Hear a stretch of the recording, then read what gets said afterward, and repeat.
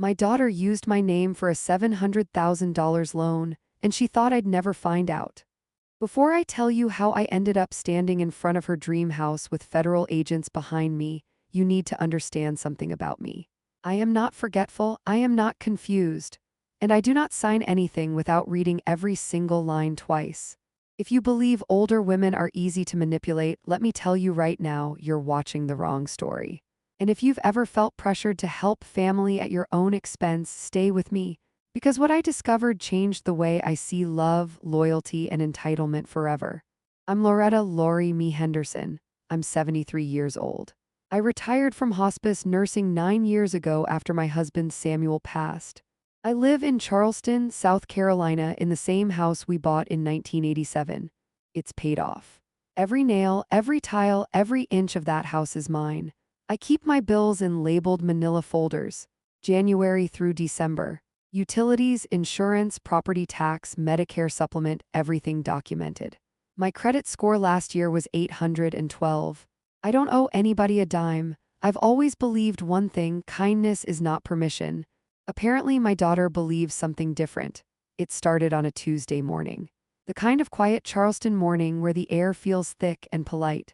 I was sitting at my kitchen table drinking chicory coffee, sorting my mail the way I always do. Junk on the left, bills in the center. Important documents in a neat stack on the right.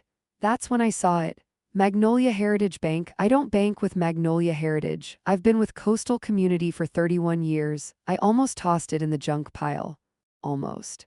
Something told me to open it. The envelope was thick, official, heavy paper. Final notice: mortgage account delinquent.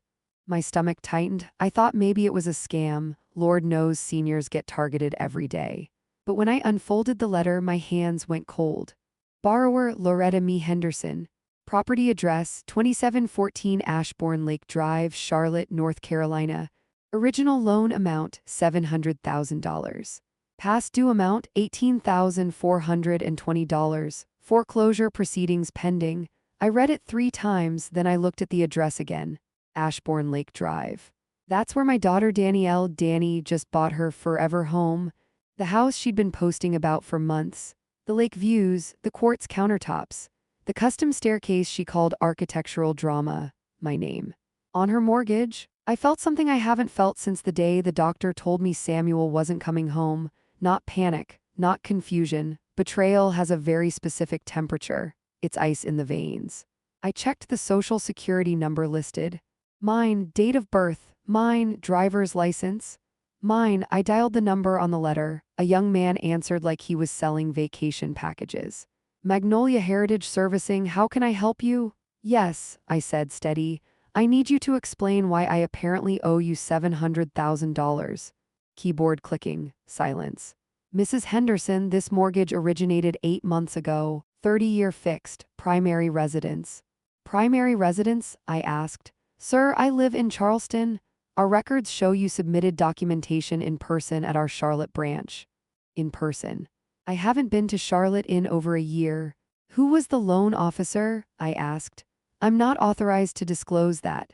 Transfer me to fraud. 20 minutes later, I was told to file a police report and bring identification into a branch. Standard procedure, standard nightmare. I hung up and stared at my kitchen walls. The same walls I'd painted butter yellow myself. The same walls that held my grandchildren's framed drawings. Danny's face smiled at me from a photo on the fridge, champagne glass in hand, standing in front of a lake house balcony. Caption: building generational wealth. Generational wealth, I called her, straight to voicemail. Hey mama. I'm probably closing something amazing. Leave a message. I didn't leave one. I called my son Marcus instead. He answered on the 4th ring. Ma, everything okay? Marcus, I said carefully, did your sister mention anything about using my name for a mortgage? Silence. Just breathing. What kind of question is that? The kind I don't ask lightly. Ma, Danny wouldn't do something like that. He said it too fast. Did she? I asked. I don't know nothing about that. The tone shifted, defensive, tight. Okay, I said, if you hear from her, tell her to call me. I hung up before my voice cracked. I opened my laptop. Logged into the Charleston County Property Records site, I typed in my address. 482 Trad Street. Owner, Loretta Me Henderson. Then I saw something that made my vision blur. Deed transfer recorded 6 months ago. New owner, LMD Property Holdings LLC. I don't own an LLC. I never created one. I clicked the filing. Managing member Danielle Michelle Henderson Cole, my daughter. She didn't just use my name for a loan. She positioned my fully paid off home as collateral. That's when I understood something that hurt more than the fraud. She didn't think I'd find out. She thought I was old enough to overlook it, or confused enough not to notice, or passive enough not to fight. That afternoon, Danny finally called. "Mama, why you calling Marcus asking crazy questions?" Her tone was smooth, polished, real estate voice. "Because Magnolia Heritage thinks I owe them $700,000. Silence, then a soft laugh. "Oh my God. That scam letter, Mama, those are everywhere right now. It has my social security number. Data breaches happen all the time. It has your address." Silence again, this time heavier. "Mama," she said slowly, "you've been under a lot of stress lately. Maybe you misunderstood something." There it was, the shift, the subtle repositioning, not denial, redirection. "Danielle," I said quietly, "did you use my identity?" "Why would I need to?" she shot back. "Evan's a corporate attorney. I'm a top producing agent. We don't need your credit." But her voice trembled on the word need. I hung up without saying goodbye. That night I didn't cry. I pulled out every financial folder I own. I made copies of everything. I checked my credit report. There it was. $700,000 mortgage. 8 months of payments made on time. She'd been paying it. Quietly, confidently, like she was just advancing her inheritance. And that's when something inside me shifted. I stopped being her mother in that moment. I became her documentation. The next morning, I scheduled an appointment with attorney Camille Brooks, elder financial abuse specialist. I didn't tell Danny, I didn't warn Marcus. Because I've spent 40 years sitting beside people at the end of their lives. And here's what I learned. Betrayal doesn't start with strangers. It starts with entitlement. What my daughter didn't know was that I had just begun gathering evidence. And once I start organizing files, I don't stop until the truth is stapled, notarized, and irreversible. She thought this was about money. It wasn't. It was about respect. And I was about to show her the difference. The moment your own child suggests you're losing your mind, something inside you hardens in a way you can't undo. After I found the deed transfer and the $700,000 mortgage sitting on my credit report like a tumor, I didn't confront Danielle again. Not yet. I've spent too many years sitting beside hospital beds, watching families fall apart at the worst possible moments. When people feel cornered, they don't confess. They attack, and I needed clarity, not chaos. But Danielle didn't wait long to make her move. 2 days after our phone call, I noticed something strange. 3 members from my church texted me asking if I was feeling okay. One even offered to drive me to a neurology appointment. I hadn't mentioned anything to anyone. By that afternoon, Marcus called again. "Ma, what's going on?" His voice wasn't curious. It was cautious. "That depends," I said. "What have you heard?" He hesitated. "Danny said you've been confused lately." I leaned back in my kitchen chair and looked at the ceiling fan spinning slowly above me. Confused, that's a strategic word. It doesn't accuse, it plants doubt. "Did she now?" I asked. "She's just worried about you," he said. "She mentioned you've been misplacing things. Forgetting conversations." "Marcus," I said calmly, "look at my bank account." Silence. "What?" "Go check it. I just transferred you $2,500 last month to cover your kitchen equipment repair." On the 12th. At 3:14 p.m. you called me crying because payroll was tight. His breathing shifted. He hadn't expected that. "I remember that," he muttered. "Exactly," I said. "My memory works just fine." That night, Danielle posted something on Facebook. "I don't stalk my children. But when your name is attached to a federal-level mortgage fraud, you start observing." Her post read, "It's heartbreaking watching a parent decline. Protect your elders. Dementia is real. Number family first." No names, no direct accusation, just enough suggestion to soften the ground before the storm. Within hours, the comments flooded in. "Praying for your mama. So hard when they don't realize they need help. Stay strong, Danny." I closed the app and sat very still. That wasn't panic I felt, it was recognition. She wasn't denying the fraud. She was building a narrative. If she could establish that I was mentally unstable, any legal action I took would look like paranoia. And that's when I realized something chilling. This wasn't impulsive. This was strategic. The next morning, I drove to attorney Camille Brooks' office in downtown Charleston. Camille is the kind of woman who doesn't waste syllables. Mid-S, sharp navy suit, eyes that miss nothing. I laid every document on her desk. The mortgage notice, the credit report, the deed transfer, Danielle's LLC registration. Camille didn't interrupt. She just organized the papers into neat stacks. After 10 minutes, she leaned back and looked at me. "Mrs. Henderson," she said, "this is not a misunderstanding. This is layered fraud." I nodded. I already knew. "She transferred your home into her LLC 6 months ago," Camille continued. "That means she positioned your property as leverage before taking the loan." "She planned it," I said quietly. Camille didn't soften her tone. "Yes." Hearing it out loud felt different, final. "She's telling people I have dementia," I added. Camille's lips pressed into a thin line. "That's a preemptive defense tactic. If she challenges your capacity, she can argue the deed transfer was voluntary." "It wasn't." "I know, but she's preparing for war." "War, my daughter." Camille slid a notepad toward me. "First, we schedule a full cognitive evaluation with an independent physician. Documented. Second, we file an identity theft report. Third, we subpoena Magnolia Heritage's loan origination file. Fourth, we freeze your credit immediately." "And my house?" I asked. Camille's eyes sharpened. "We file an emergency petition to void the fraudulent deed." "Documentation wins wars, Mrs. Henderson." I felt something settle inside me, not anger. Alignment. Danielle thought she was ahead. She didn't realize I'd spent 40 years documenting end-of-life directives, insurance disputes, and family conflicts. I know how paper trails work. What Danielle didn't know was that I had already scheduled my cognitive evaluation before walking into Camille's office. I walked out that afternoon with a folder thicker than the one I walked in with. That's when my son-in-law Evan finally called.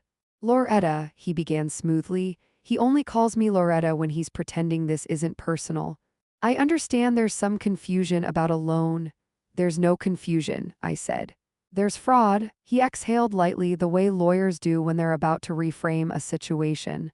"Danielle believed she had implicit consent." "Implicit consent?" I repeated. "She's leveraging family legacy," he said carefully. "It's not uncommon for families to restructure assets in advance." "Did you sign anything?" I asked. Silence. "I was not directly involved in the mortgage application," he said. That wasn't an answer. "But you live in the house," I replied. "I assumed everything was handled appropriately." "Assumed. Corporate attorneys never assume." "Tell Danielle," I said calmly, "that I've retained counsel." His breathing changed instantly. "That seems extreme. So is a $700,000 felony." I hung up before he could recover. That evening, Marcus showed up at my door unannounced. He looked exhausted. Guilt does that to a person. "Ma," he said, standing awkwardly in my living room. "You really getting a lawyer?" "Yes. Danny says you're overreacting." I studied his face. "Did you sign anything for her?" He looked down. That was answer enough. "Marcus," I said softly, "did you witness documents?" His jaw tightened. "She told me you approved it." "And you believed her?" He didn't speak. Silence is confession's cousin. "How much did she promise you?" I asked. His eyes snapped up. "That's not fair."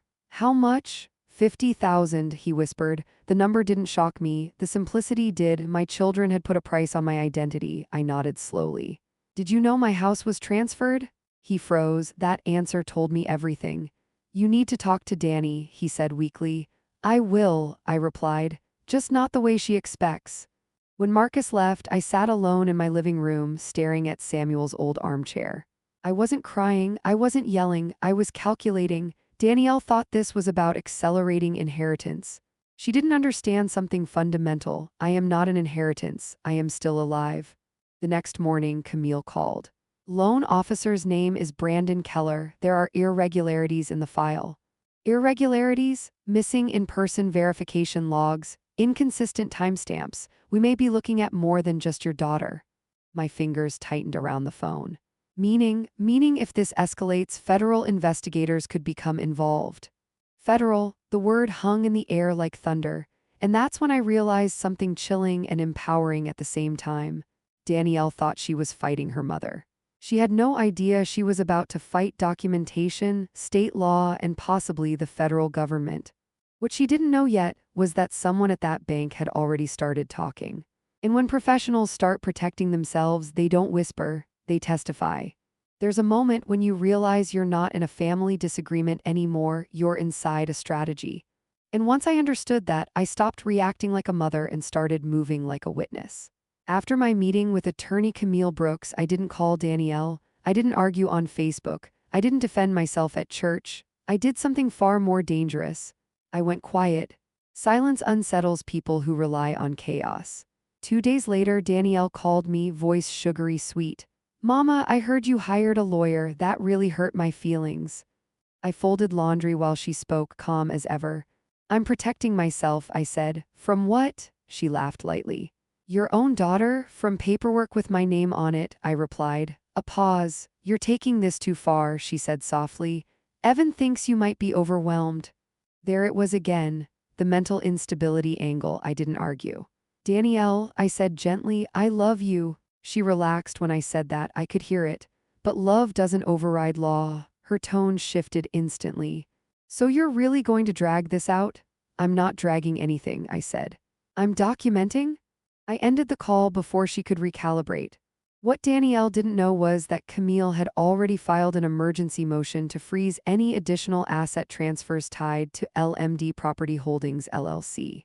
We'd also subpoenaed Magnolia Heritage Bank for the full loan origination file, every timestamp, every signature, every internal memo, and that's when the first crack appeared.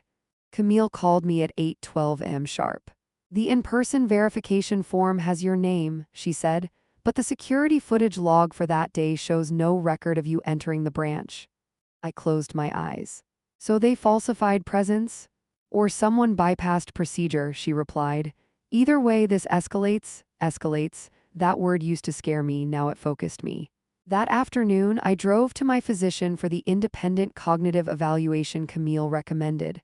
Full neurological screening, memory recall, processing tests, executive function assessment. I scored in the 96th percentile for my age bracket.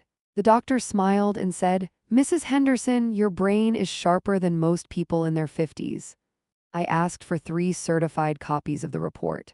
Documentation wins wars. Meanwhile, Danielle was still performing online, more posts about family resilience, more subtle suggestions that I was struggling. Friends from church stopped calling. A few even sent me articles about elder confusion. I didn't defend myself, because when you defend too early, you reveal your strategy. Instead, I visited the South Carolina Secretary of State website and pulled the formation documents for LMD Property Holdings, LLC. Filed electronically at 11:43 p.m. 6 months ago. Registered agent, Danielle Michelle Henderson Cole.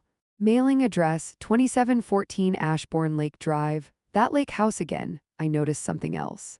The filing fee was paid in cash at a Charlotte processing center. Cash leaves less trail. That wasn't impulsive behavior. That was planning. I called Marcus that evening. Did Danielle ask you to be present at any bank meetings? I asked calmly. He hesitated. She said it was just paperwork. Did you see me there? Silence. No. Did that concern you? He didn't answer. That silence was heavier than the last one. Marcus, I said, this doesn't end quietly. You're going to send her to prison, he whispered. No, I corrected gently. Her decisions might. He hung up. 2 days later, Camille called again. Her tone had changed, sharper. Lori, we have internal email correspondence between Danielle and the loan officer. My fingers tightened around my coffee mug. What kind of correspondence? Language about expedited approval and flexibility on verification standards. That doesn't sound accidental. It's not, Camille said. And there's a $15,000 cashier's check withdrawn from Danielle's business account the week before loan approval. Kickback, my daughter didn't just misuse my name. She invested in the fraud. That's when Camille said something that shifted everything. We're referring this to federal financial crimes. I went very still. Federal, interstate mortgage fraud, identity theft, falsified documentation. This exceeds state jurisdiction. I walked to my living room window and looked out at the oak trees lining my street. For a moment, I saw Danielle at 8 years old, running through fallen leaves, laughing. That image hurt more than any document. But here's what women need to understand. Motherhood does not cancel consequences. Kindness is not permission. That evening, I received a call from a man who introduced himself simply. Mrs. Henderson, this is Agent Thomas Reed with the Financial Crimes Division. His voice was direct, controlled. I've reviewed your file. My life had become a file. We believe your daughter may be part of a broader verification bypass scheme tied to Magnolia Heritage. A scheme? I asked. Potentially multiple loans processed with relaxed identity protocols. He paused. Mrs. Henderson, did your daughter ever request copies of your driver's license or utility bills? My stomach dropped. Christmas. She'd needed proof of address for something vague. I'd handed it over without hesitation. Yes, I said quietly, I believe she did. Agent Reed didn't react emotionally. That helps establish premeditation. Premeditation. That word doesn't belong in a mother's vocabulary, but there it was, solid, clinical. We'll need you to remain non-confrontational, he continued. Do not alert her to federal involvement. I almost laughed softly. She thinks I'm confused, I said. Good, he replied. Let her. That's when I understood the next layer. Danielle thought she was playing chess with her mother. She didn't realize she was now playing against federal procedure. And federal procedure doesn't get emotional. It gets evidence. 3 days later, Danielle texted me, Mama, we're hosting a private ribbon-cutting event next month for the house. It would mean so much if you came. Show people we're united. I stared at the message for a long time. United. She wanted optics. She wanted my presence to validate her legitimacy. I typed back slowly. I'll consider it. And in that moment, I made a decision. I would go not as decoration, not as forgiveness, but as confirmation. What Danielle didn't know was that by the time that ribbon was cut, the paperwork would already be airtight. And when the truth finally walked through her front door, it wouldn't be alone. There's something unsettling about being invited to celebrate a crime committed against you. When Danielle texted me about the ribbon-cutting event, I didn't answer right away. I let the message sit there on my kitchen table beside my folder labeled Mortgage Fraud 2023. I've learned something at 73 years old. When someone is desperate for your presence, it's usually because they need your silence. The event was scheduled for Saturday evening at 6:00 p.m. Private gathering, she called it. Influential brokers, investors, a few city council members, image people, the kind who clap loudly and ask no questions. She wanted me there as proof of harmony, proof that the story she'd been telling about my confusion, my instability was true. Because if I showed up smiling, then the fraud must have been a misunderstanding. That's how optics work. That's how manipulation breathes. 3 days before the event, I met with attorney Camille Brooks and agent Thomas Reed in Camille's office. It felt surreal sitting between my lawyer and a federal investigator discussing my daughter like a case study. Agent Reed spread out a thin folder. We have confirmed 3 additional loans processed through the same loan officer, he said calmly. All show verification bypass patterns. And Danielle, I asked. Email correspondence suggests she was aware documentation standards were being relaxed, he replied. There's also a recorded wire transfer matching the cashier's withdrawal we flagged. I nodded slowly, not because it didn't hurt, but because it confirmed what I already knew. Camille turned toward me. Lori, if you attend this event, you must understand something. We are ready to execute federal warrants. Timing will matter. What do you need from me? I asked. Agent Reed didn't hesitate. We need her comfortable. I almost smiled at that. Comfortable. Danielle has always thrived on comfort, applause, admiration. She would never suspect consequences in a room full of cameras and catered hors d'oeuvres. She expects me to bless the house publicly, I said. Camille's eyes sharpened. Then give her what she expects. I understood immediately, not forgiveness, presence. I drove home that afternoon thinking about motherhood. There's this lie women are taught that protecting your child means absorbing their harm, that if they wound you, you bleed quietly so they don't feel shame. But shame is not abuse. Fraud is. And I refuse to bleed quietly anymore. The night before the event, Marcus showed up again. He looked thinner, tired in a way guilt makes you. Ma, he said, standing awkwardly in my doorway. You're really going? Yes, he swallowed. Danny thinks this will calm everything down. I studied him carefully. Do you? He didn't answer, that was answer enough. Marcus, I said gently, when you signed those witness documents, did you know I wasn't there? His jaw tightened. She told me you were traveling.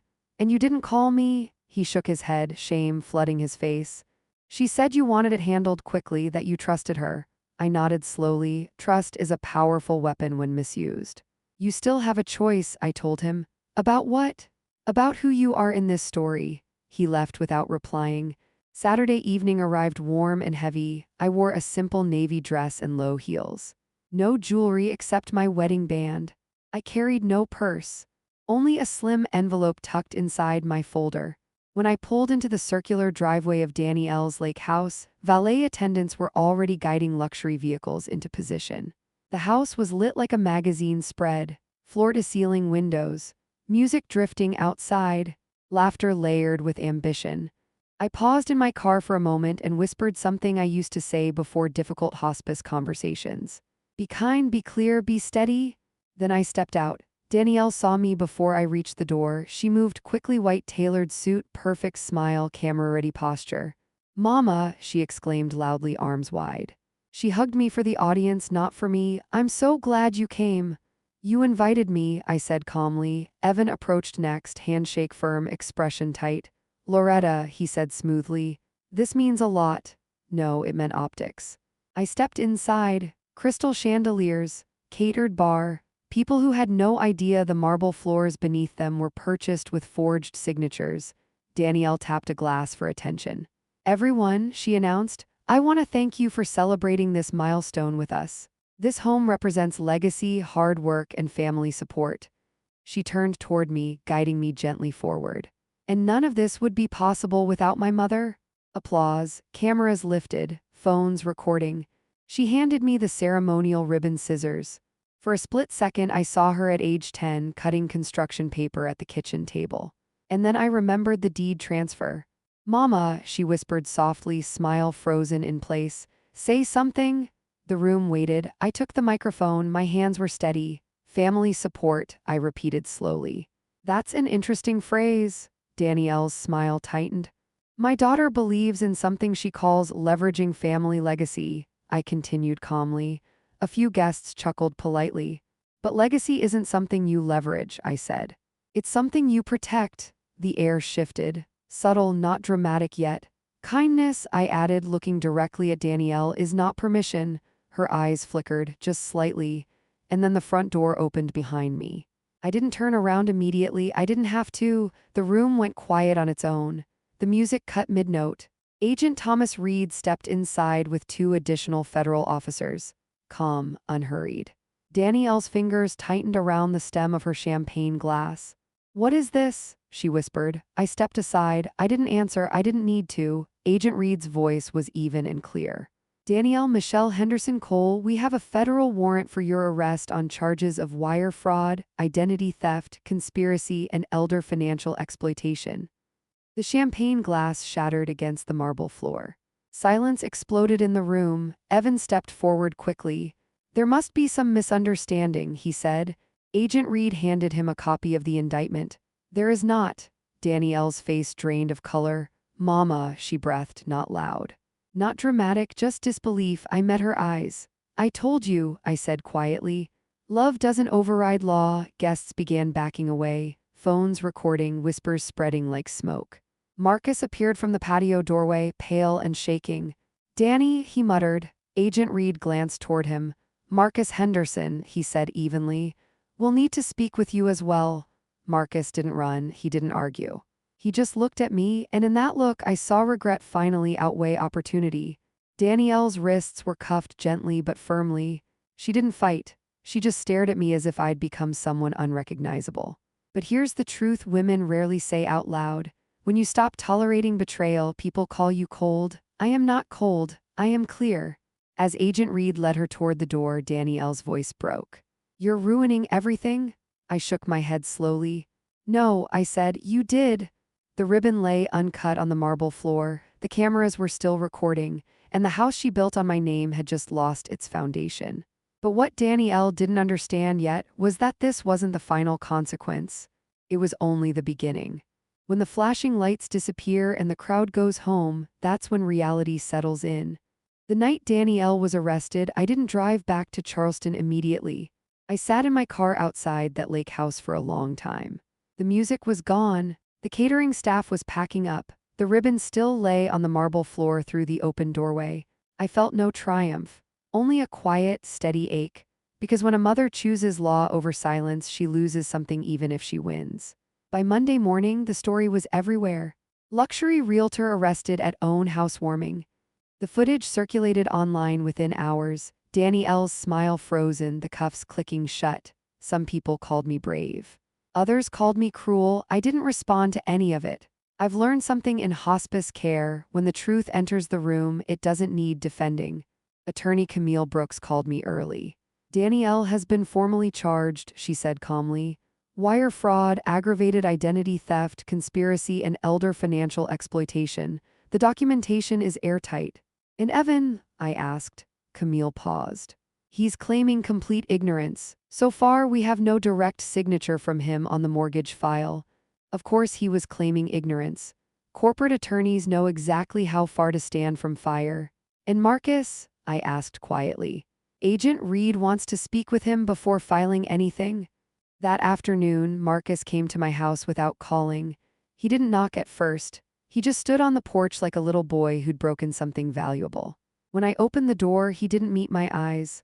Ma, he said, voice raw, they questioned me. And, I asked, he walked inside slowly. They know I witnessed one of the verification affidavits. They know I vouched for Danny's claim that you consented. I sat at my kitchen table and folded my hands. Did you tell them the truth? He nodded. I told them she said you were on board. I told them I never saw you sign anything. I told them I knew it didn't look right. Silence filled the room. He looked at me then, eyes wet. I didn't think it would go this far. That sentence is always the same in fraud cases. I didn't think. Fraud doesn't start big, I said gently. It starts justified. He sat down across from me. She said it was just leveraging family legacy, he whispered. That you'd be proud of her ambition. I almost smiled at that. Pride doesn't grow from theft. Marcus, I said carefully, Agent Reed is not emotional. If you cooperate fully, if you are honest, that matters. He swallowed hard. Am I going to prison? There it was. The question no one wants answered. That depends, I said quietly. On whether you choose integrity now. He cried then, not loud, not dramatic, just quiet shame. And for the first time since this began, I saw my son instead of an accomplice. Danielle, however, was not quiet. From County Holding, she hired a high-profile defense attorney within 48 hours. By Wednesday, a statement was released claiming she was a victim of overzealous prosecution and financial misunderstanding within a complex family estate restructuring. Estate restructuring. I laughed when I read that. Words can be polished, but bank records cannot. Agent Thomas Reed called that evening. Mrs. Henderson, your daughter's counsel is requesting a preliminary hearing to challenge intent. Intent? I asked. They'll argue she planned to repay the loan and that you would have benefited long-term. I leaned back in my chair. So theft is acceptable if repayment was hypothetical? Intent is where many fraud cases unravel, he replied calmly. But in this case, we have written communications discussing bypassing verification safeguards. That was the first time I allowed myself to exhale fully, because here's what women need to understand. Documentation protects you when emotion tries to erase you. 2 weeks later, I attended Danielle's initial hearing. I did not sit with her. I sat behind Camille. Danielle looked smaller without the designer lighting. No filters. No applause. When the judge read the charges aloud, Danielle turned around slowly. Our eyes met. Mama, she whispered. It wasn't accusation this time, it was confusion, as if she still believed I would stand up and fix it. I didn't move because motherhood does not mean undoing consequences. Outside the courthouse, Evan approached me, perfect suit, controlled tone. Loretta, this is spiraling unnecessarily, he said. Danielle is willing to negotiate a private settlement. With what money? I asked evenly. He didn't answer.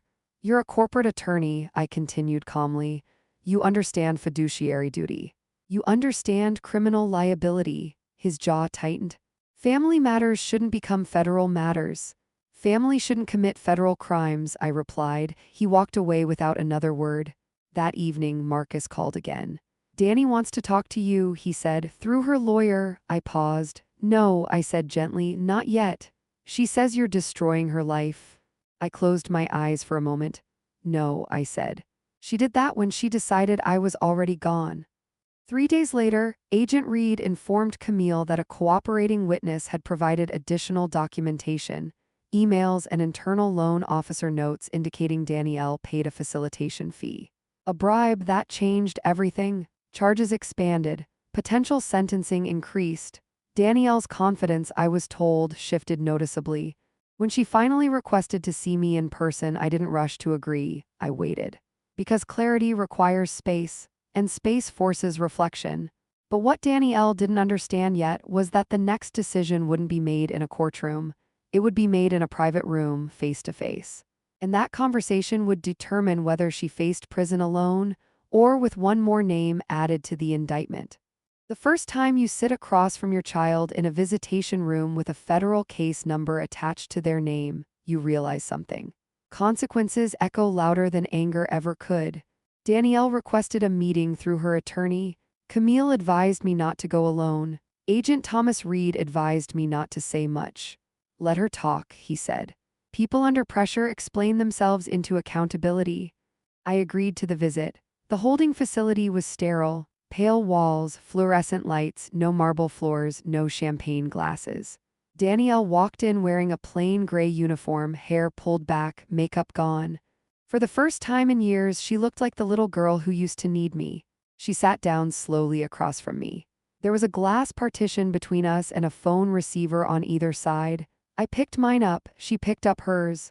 Mama, she said immediately, voice trembling, you didn't have to do this. I studied her face carefully, not to judge.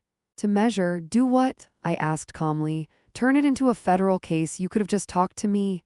There it was, the rewrite. Danielle, I said gently, I did talk to you. She shook her head.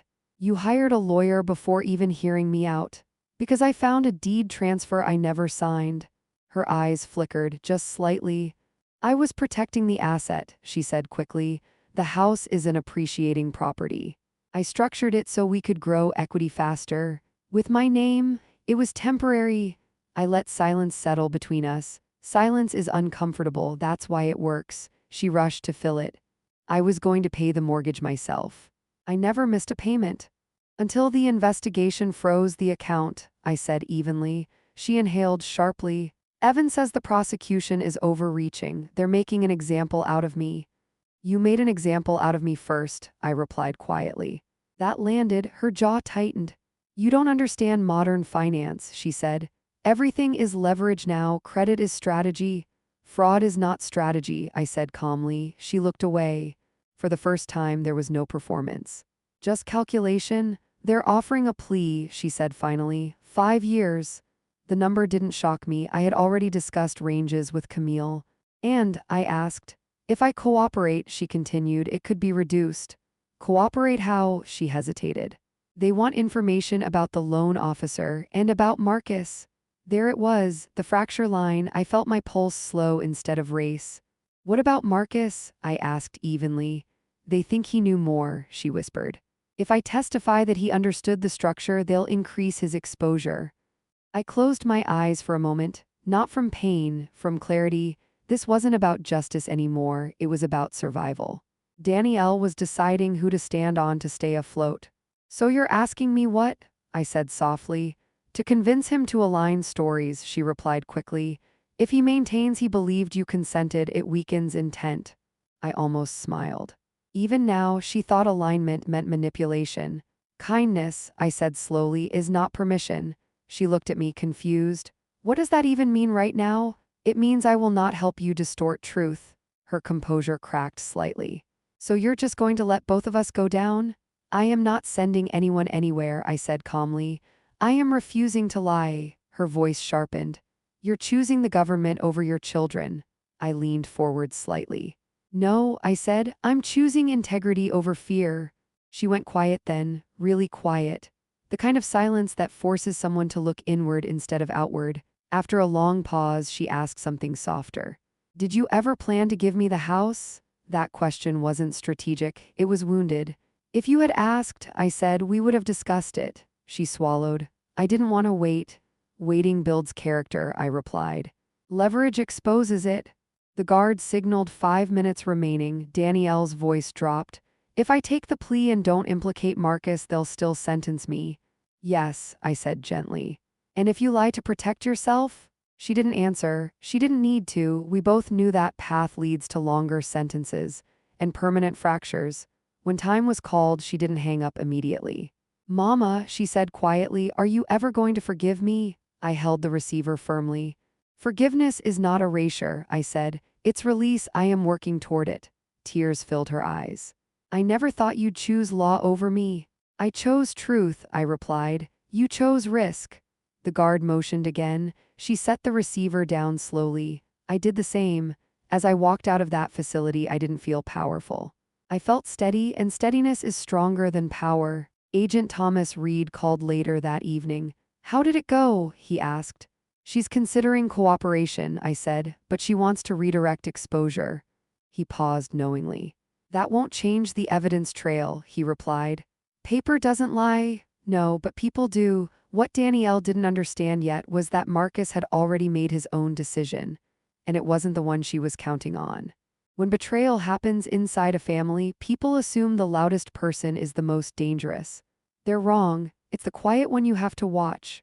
3 days after I met Danielle in that visitation room, Marcus asked to see me. Not at my house, not at his restaurant. He asked to meet at Camille's office. That told me everything.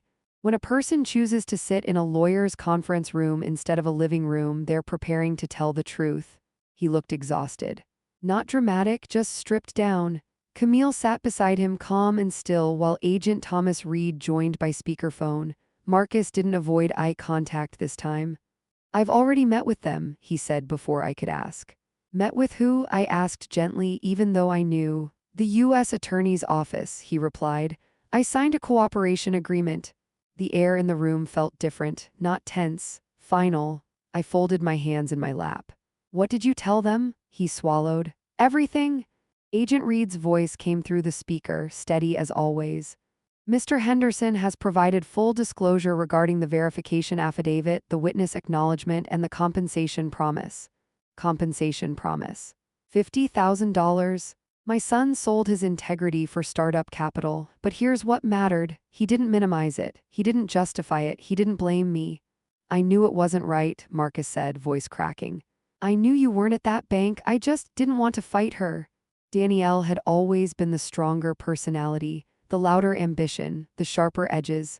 Marcus had lived in her shadow most of his life. And shadows make people compromise. What happens now? I asked Camille quietly. His cooperation will significantly reduce his exposure, she said. Possibly probation with supervised release instead of incarceration, depending on sentencing.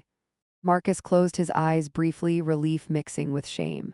Danny's going to hate me, he whispered. Agent Reed responded evenly. This isn't about hate, it's about facts. But in families, facts feel like betrayal. 2 days later, Danielle's attorney filed notice that she would reject the initial plea offer and pursue negotiation. She had assumed Marcus would align with her narrative. Instead, he handed prosecutors corroboration. That changed leverage. Suddenly, the government didn't need her version to convict. They had email trails, payment records, and now her own brother confirming she knowingly misrepresented consent. Evan called me that evening. His voice was tight, carefully measured. Loretta, this has gone too far. It went too far when my house was transferred, I replied. Danielle feels ambushed. I almost laughed softly. Ambush requires surprise, I said. She knew what she did. He exhaled sharply. If she pleads, it could destroy her career permanently. Fraud destroys credibility permanently, I answered. There was a long pause. She thought you would fold, he admitted quietly. That sentence settled deep, not because it hurt, but because it clarified. Danielle didn't miscalculate the law, she miscalculated me. She believed motherhood meant immunity. She believed my softness outweighed my boundaries. She forgot something fundamental. I spent decades helping families make irreversible decisions with dignity. I understand consequences better than she ever did. The following week, I received a request to attend a formal proffer session. Danielle was considering cooperation after all. I agreed to sit in the observation room. I didn't speak. I didn't intervene. I watched. Danielle entered with her attorney, posture stiff, eyes guarded. Agent Reed sat across from her, no aggression, no theatrics, just documents. "Miss Cole," he said calmly, "we have email correspondence where you state, quote, verification won't be an issue if we process it off-cycle. Do you recognize this?" She nodded slowly. "Yes, you also withdrew $15,000 in cashier's funds the same week. What was that payment for?" Silence. Long silence. "Consulting facilitation," she said finally. "Facilitating what?" "Approval." The room shifted. Not loudly, but permanently. For the first time, Danielle said the word without dressing it up. Approval. She didn't look at me. She looked at the table. Agent Reed didn't react emotionally. He just continued. "Did your mother authorize this transaction?" Danielle's voice was barely audible. "No, that was it." That single word closed every argument she had built for months. In the observation room, I closed my eyes briefly, not from victory. From grief, because confession doesn't heal instantly. It just stops the bleeding. After the session, Danielle requested to see me again. This time there was no glass partition, just a table and 2 chairs in a monitored room. She didn't pretend strength. "Marcus flipped," she said flatly. "Marcus told the truth," I corrected gently. She stared at me for a long moment. "You always favored integrity over ambition," she muttered. "No," I said softly. "I favored character." That landed differently than any lecture ever could. She looked tired, smaller, human. "If I plead," she asked quietly, "will you speak at sentencing?" I studied her carefully. This wasn't manipulation, this was fear. "If you take responsibility fully," I said, "I will speak to your character before this crime." Tears welled in her eyes. "You'd still stand up for me?"